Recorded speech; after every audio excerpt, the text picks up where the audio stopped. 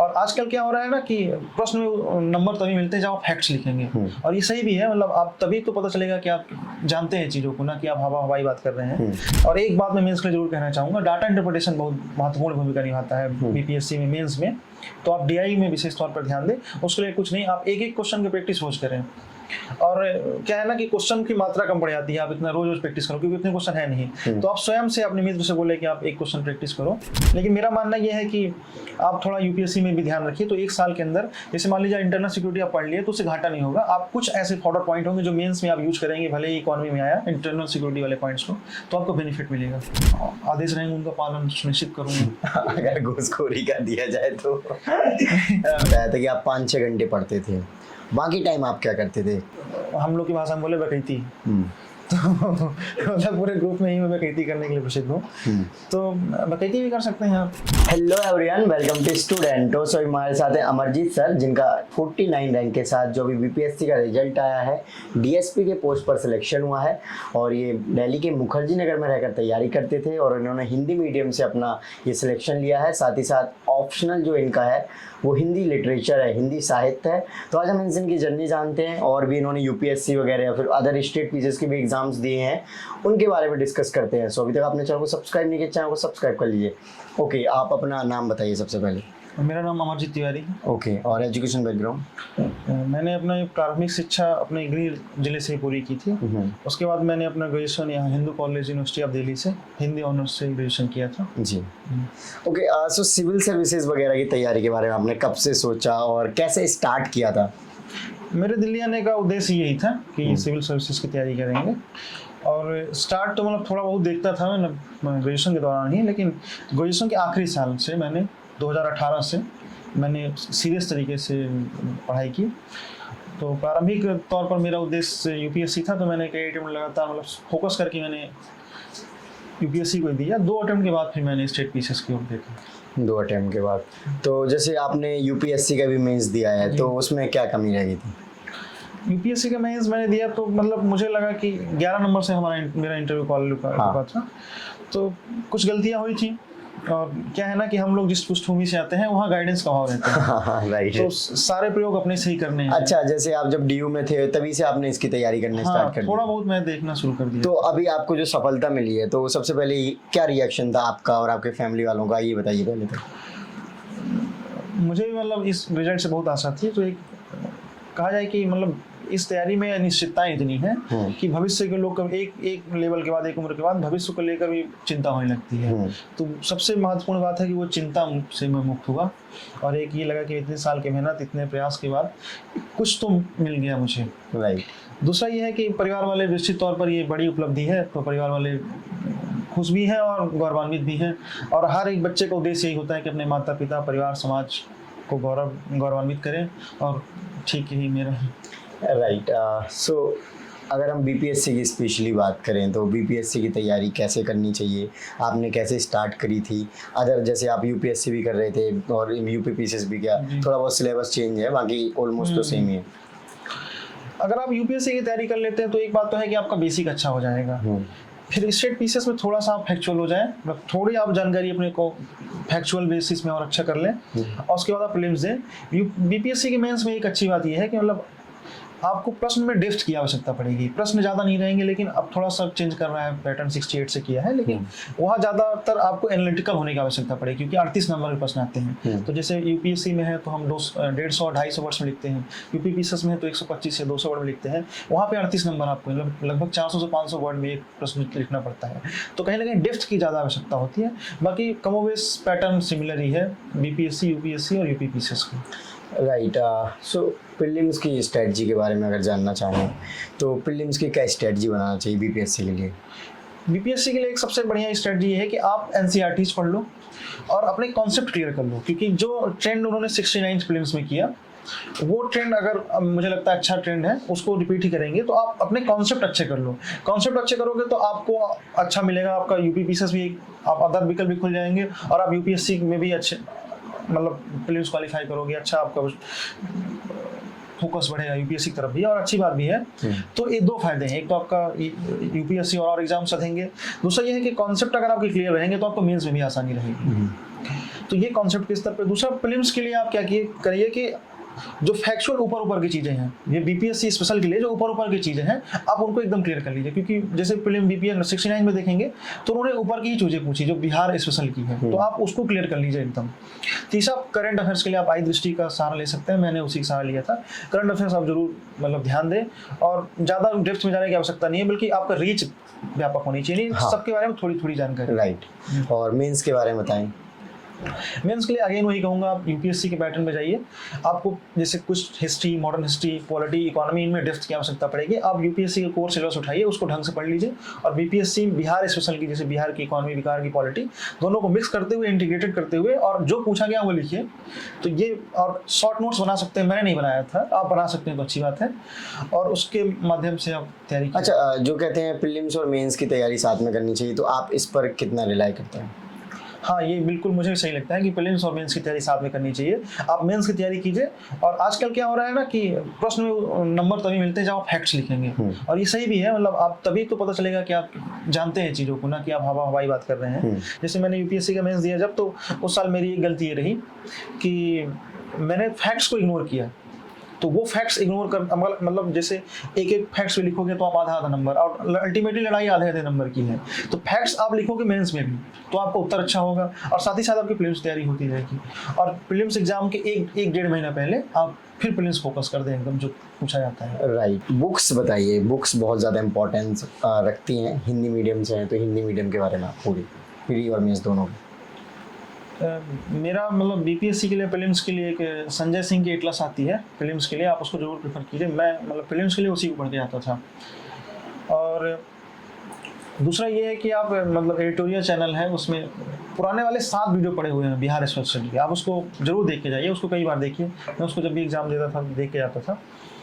और उसके मेंस के लिए आपको मतलब केबीसी नैनो एक पुस्तक आती है, उसको प्रेफर कीजिए। और पॉलिटी इकोनॉमी के लिए जैसे सब मैंने राजेश मिश्रा सर की बुक पढ़ी थी, तो वो आप पढ़ सकते हैं, या जो लक्ष्मीकांत पढ़ते हैं वो पढ़ सकते हैं। इकोनॉमी के लिए मैंने रामेश्वर सर का नोट्स पढ़ा था, तो मतलब आप नोट्स पढ़ सकते हैं, या रमेश सिंह की पुस्तक आती है वो पढ़ सकते हैं। और कुछ आप जैसे हिस्ट्री के लिए कुछ क्वेश्चन बिहार के लिए स्पेसिफिक आते हैं, तो आप बहुत ज़्यादा मटेरियल की बजाय उन क्वेश्चन को नोट्स करें, उनका आंसर लिखें, वो ज़्यादा बेहतर होता है। अब मुश्किल से आप 20-25 क्वेश्चन ही हैं, तो आप उसका उत्तर लिख देंगे तो अच्छा रहेगा। जैसे रविन्द्रनाथ टैगोर के बारे में हर दूसरे साल क्वेश्चन आता है, गांधी जी, जवाहरलाल नेहरू या मौर्य कला, तो ये क्वेश्चन रिपीट होते हैं हर बार। तो आप बेहतर होगा कि आप 20-25 प्रश्नों का उत्तर आप अपनी भाषा में लिख लें। आप 3-4 साल करीब मुखर्जी नगर में आके तैयारी करें, तो इस टाइम को आपने कैसे यूटिलाइज किया और किस तरीके के एक्सपीरियंस रहे? कोई 1-2 एक्सपीरियंस जो शेयर करना चाहें। बीच में कोविड भी आ गया था तैयारी के दौरान, हालांकि कोचिंग जब मैं कंप्लीट कर लिया था कोविड आने के पहले ही, तो कोविड के दौरान तो मैं घर में रहा, थोड़ा अस्त व्यस्त हो गया था, वो सभी बच्चों के साथ प्रॉब्लम थी। लेकिन हाँ, ये रहा कि जैसे मैं कोविड में जब घर में था, तो एक हम लोगों ने ग्रुप बनाया, तो ऑनलाइन हम लोग क्वेश्चन पोस्ट करते थे, उसको कॉपी चेकिंग होती थी, 4-5 लोग थे, उसके बाद डिस्कशन होता था। उससे अच्छा हुआ कि मेरा वैल्यू एडिशन हुआ। और लगभग उस मतलब जब फर्स्ट टाइम कोविड आया था, तो उस दौरान हम लोगों ने लगभग जो यूपीएससी के पास्ट ईयर में पूछे गए क्वेश्चन है उन सबका उत्तर लिखा, और लगभग 10-15 में मतलब ऐसे लिखा हम लोगों ने। तो एक अच्छी तैयारी हो गई मेंस के लिए।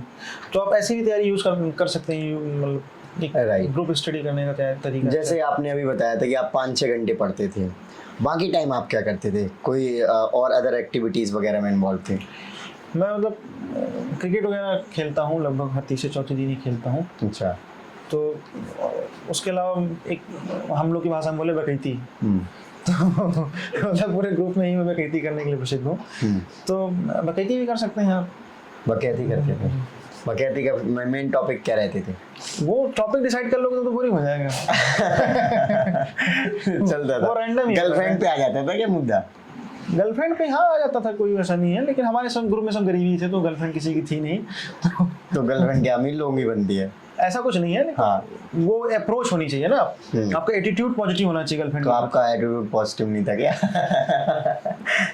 क्या सिस्टम था? नहीं, हमारा मतलब एटीट्यूड इस संदर्भ में ना पॉजिटिव था ना नेगेटिव, और कि न्यूट्रल था। जिसकी है अच्छी बात है, जिसकी नहीं है वो और अच्छी बात है। राइट। अच्छा, बाकी क्या यूनिक चीजें आपको मुखर्जी नगर में नजर आती बाकी स्टूडेंट्स में?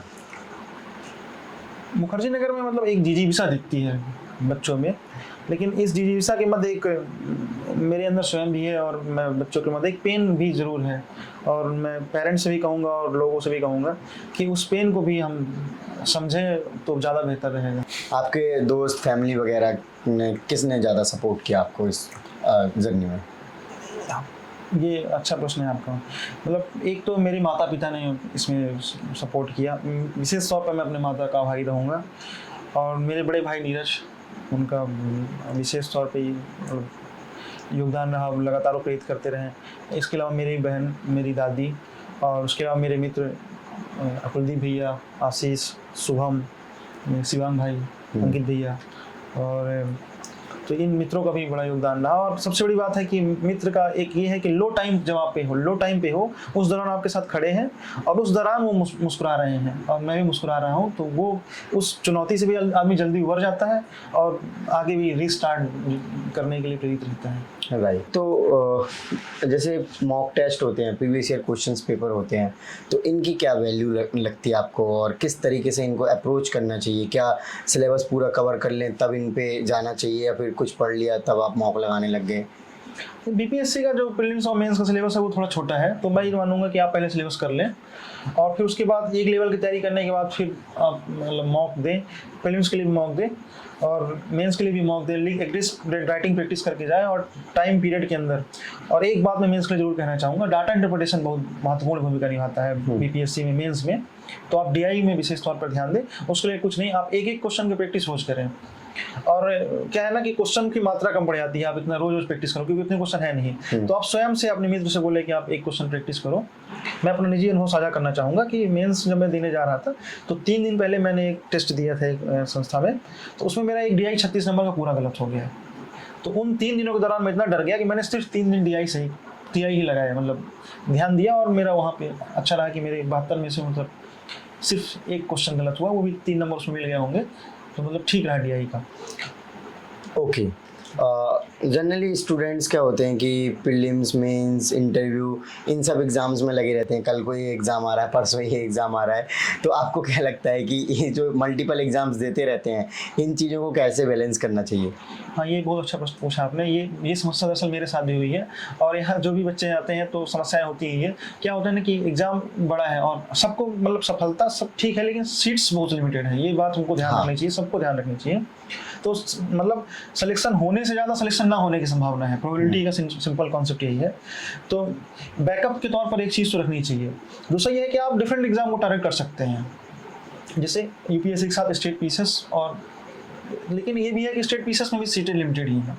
तो आप कोई ना कोई एक स्किल जरूर बनाए रखें, आप एक प्लान भी तैयार रखें और एक समय में आप 2 एग्जाम टारगेट करें। ये समय की मांग है, ऐसा नहीं कि केवल यूपीएससी फोकस करें। हाँ, एटलीस्ट 2 अटेम्प्ट आप अगर तैयारी कर रहे हैं तो यूपीएससी फोकस करें। उसके बाद आप जो आप जिस स्टेट से रहते हैं, जिस स्टेट का आप कंफर्ट है, उस स्टेट के लिए आप निश्चित तौर पर आपको लगना चाहिए। राइट।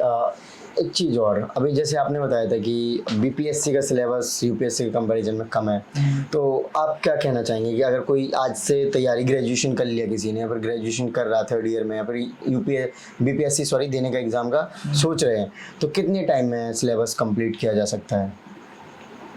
मैं तो मेरा एक लमसम आइडिया बताओ। मेरा अनुभव थोड़ा सा अलग है। जैसे मैंने सिर्फ जब मेंस का रिजल्ट आ गया था बीपीएससी का, तो मतलब उसके पास लगभग 40 दिन थे, मैंने उसी दौरान तैयारी की थी।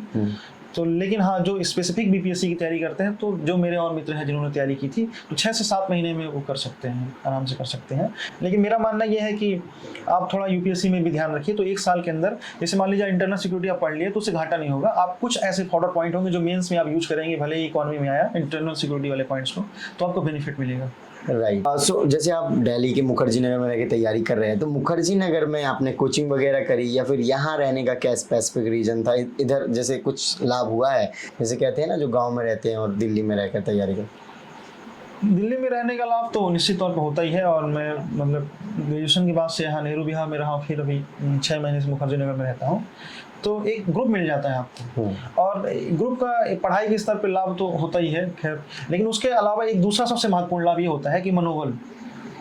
आप इस तैयारी में बहुत सारे निराशा के क्षण मेरे जीवन में भी आए थे। मैं मेंस डिस्क्वालीफाई हुआ था, तो उसके बाद मुझे लगा कि मतलब पहला ही मेंस होता है, आप डिस्क्वालीफाई होते हैं तो लगता है कि यार लिखना आता है कि नहीं आता है। और सेल्फ में भी आदमी क्वेश्चन खड़ा करने हाँ, लगता सेल्फ डाउट है। फिर मेरे बहुत सारे मित्र हैं जो सेलेक्ट हुए हैं, धीरे धीरे उनसे प्रेरणा मिली। और दूसरा ये होता है कि साथ में हंसी मजाक थोड़ा बहुत होता रहता है, तो आदमी लाइट रहता है। हर समय टेंशनाइट रहेंगे तो कुछ फायदा नहीं होगा। आपको लाइट रहते हुए जो पढ़ाई होगी वो ज़्यादा क्वालिटी बेहतर होगी उसकी। राइट। ओके, सो एवरेज कितने घंटे आप डेली पढ़ते थे? किस तरीके से मतलब प्लान करते थे दिन का कि आज इतने घंटे ये पढ़ना है, ये ऐसे कर लेंगे? मेरा कोई फिक्स नहीं रहता था। मोस्टली तो ऐसा हुआ कि मैं लेट रात को सोता था और मतलब दिन को कभी कभी तो 2 भी बज जाते थे। हाँ। तो लेकिन हाँ, मैं ज़्यादा नहीं पढ़ता था, ये कह सकता हूँ। इसलिए नहीं बोल रहा हूँ, लेकिन ईमानदारी से बोल रहा हूँ कि मैं ज़्यादा नहीं पढ़ता था। लेकिन हाँ, पढ़ना जरूर चाहिए। कितने घंटे पढ़ते थे एवरेज? एवरेज में 5 से 6 घंटे पढ़ता था। ओके। एक महत्वपूर्ण बात यह है कि भले मैं 5 से 6 घंटे या कभी कभी 7 भी हो जाता था, 8 भी हो जाता था एग्जाम के दौरान, लेकिन कंसिस्टेंसी जरूर थी। आप मतलब कंसिस्टेंसी जरूर बनाए रखें। भले आप कहीं भी रहें, 1-2 घंटे तो आप पढ़ लें। भले आप मोबाइल ही लगा के सुने, मतलब ट्यूटोरियल ही सुने, कुछ भी सुने, लेकिन हाँ, कंसिस्टेंसी जरूर मेंटेन कीजिए। ओके, और रिवीजन वगैरह कैसे करते थे? हाँ, मैंने रिवीजन के लिए अपने नोट्स पे ही रिलाई किया, कंप्लीट रिलाई किया अपने नोट्स पर। जो मुझे मतलब कोचिंग से नोट्स मिले थे उन्हीं को मैंने बार बार उन्हीं को रिवाइज किया। मैंने बुक्स में ज़्यादा प्रेफर नहीं किया, बल्कि अपने नोट्स पे ही ध्यान दिया और उन्हीं नोट्स को रिवाइज करता रहा। राइट। आप अगर अब डीएसपी बन गए तो क्या सोचा है? किस तरीके की मेजर प्रॉब्लम बिहार में आपको नज़र आती हैं और उनको कैसे टैकल करने का सोचा है? बिहार में मतलब जीएसपी बनने के बाद जो भी दायित्व मिलेगा मुझे, उसका मैं ईमानदारी पूर्वक निर्वहन करूँगा। और एक बात ध्यान रखूँगा कि मतलब लॉ एंड ऑर्डर में बायस ना हो। जो जिम्मेदारी मिली है और जो ऊपर हायरार्की का आदेश रहेंगे उनका पालन सुनिश्चित करूँगा। अगर घूसखोरी का दिया जाए तो बिहार का सोनू है, उससे क्वेश्चन पूछता है पत्रकार, तो वो कहता है आइए सुन के क्या करोगे? वो कहता है घूसखोरी। ये सोनू ने बोला था। तो सोनू भाई की सोच की सलाम है। जस्ट इसमें मजे में बोला था, जस्ट फनी फैक्ट था। हाँ, मजाक तौर पे बोला होगा, वो बहुत स्मार्ट लड़का है। हाँ, राइट। और नहीं, ऐसा कुछ नहीं है। लोग जिस पृष्ठभूमि से आए हैं तो घूसखोरी जरूरत नहीं है, और करते हैं, करने वाले करते हैं, कोई ऐसा नहीं है। राइट। और अब लास्ट में आप क्या सजेशन देना चाहेंगे जो स्टूडेंट बीपीएससी की तैयारी करना चाह रहे हैं? स्पेशली कोचिंग के साथ जाना चाहिए, सेल्फ स्टडी से जाना चाहिए? अगर सेल्फ स्टडी से कर रहे हैं तो किन चीज़ों का ध्यान रखें? कोचिंग के साथ भी चले जाएं तो कोई दिक्कत नहीं है, और सेल्फ स्टडी से भी कोई दिक्कत नहीं है। एक चीज़ ध्यान रखें, अगर आप सेल्फ स्टडी कर रहे हैं तो यूट्यूब में बहुत सारा मटेरियल उपलब्ध है। आप एक चीज़ ध्यान रखिएगा कि बिखराव बहुत है यूट्यूब में, है क्वालिटी मटेरियल उपलब्ध है, लेकिन बिखराव नहीं, बिखराव बहुत ज़्यादा है। तो आप इसको यूज करेंगे ना तो एक प्रॉपर वे में, अगर एक टीचर फॉलो कर रहे हैं तो आप उसी को फॉलो कीजिए। ये नहीं कि आप कुछ और पढ़ लीजिए। तो ये कि आप यूज भी कर रहे हैं तो सिलेबस के हिसाब से अपना नोट्स बनाइए और उसके बाद उसको पढ़िए, फिर आप यूट्यूब छोड़ दीजिए। दूसरा ये है कि अगर कोचिंग संस्थान से तो आप जिस भी कोचिंग में जा रहे हैं तो उसके ऊपर आप भरोसा जमाइए कि हाँ, इस संस्था के ऊपर मेरा भरोसा है, और उनके ऊपर रिलाई कीजिए। और मेन चीज़ जो है, जो मेन फोकस है, आप उस पर ध्यान रखिए कि ये संस्था हमको जो पैटर्न है उस पैटर्न के अनुकूल पढ़ा रही है कि नहीं पढ़ा रही है, और अपना विवेक इस्तेमाल कीजिए। निश्चित तौर पर इतनी कम सीट के बाद सिलेक्शन होता है तो आपको अपना विवेक बेहतर करना ही पड़ेगा, तभी आपका चयन होगा। Okay, thank you so much sir for elaboration. Thank you. So friends, आपने देखा कि इन्होंने ओवरऑल अपनी स्ट्रेटजी को शेयर किया। सो आई होप आपको वीडियो अच्छी लगी होगी। जय हिंद।